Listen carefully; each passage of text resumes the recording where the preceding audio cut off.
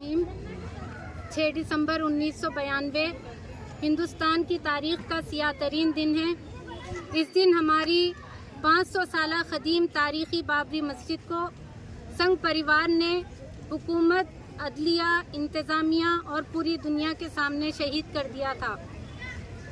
बाबरी मस्जिद की शहादत के सानहे को आज 32 साल पूरे हो रहे हैं।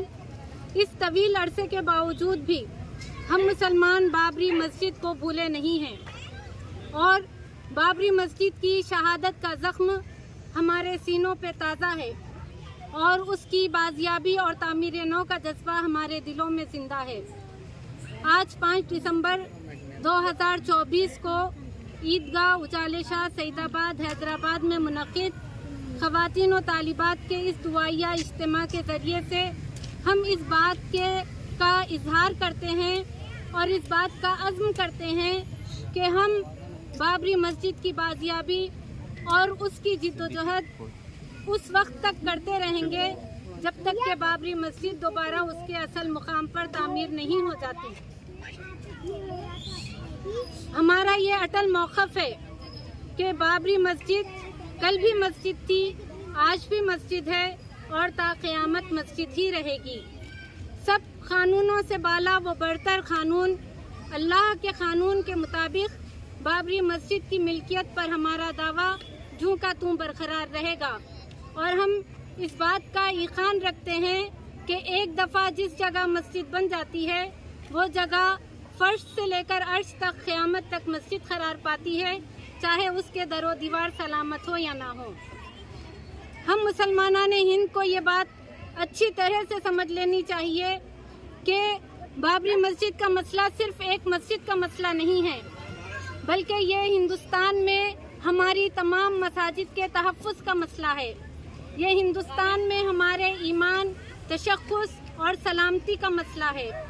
हम 30 साल से ये बात लोगों को समझाते आ रहे हैं, लेकिन लोग अपने मफादात, डर और खौफ की बिना पर इस बात को नहीं समझ पा रहे थे। लेकिन आज जबकि पूरे हिंदुस्तान भर की गली कूचों की मस्जिदें, खानखाहें, दरगाहें महफूज नहीं हैं और ख़तरे में पड़ी हुई हैं, तो लोगों को आज इस बात का एहसास हो रहा है कि बाबरी मस्जिद का मसला सिर्फ एक मस्जिद का मसला नहीं था, बल्कि ये हिंदुस्तान की तमाम मसाजिद के तहफ़्फ़ुज़ का मसला था। और इस मसले में गफलत में पड़कर हमने जो कोताही और लापरवाही का मुजाहरा किया है, ये मुसलमानान हिंद की सबसे बड़ी तारीख़ी गलती है। मस्जिदों को छोड़ना और मस्जिदों को गिराना और तोड़ना अज़ाब इलाही को दावत देने के बराबर है। अगर आज कहर इलाही नाजिल हो जाए तो कोई उससे बच नहीं पाएगा।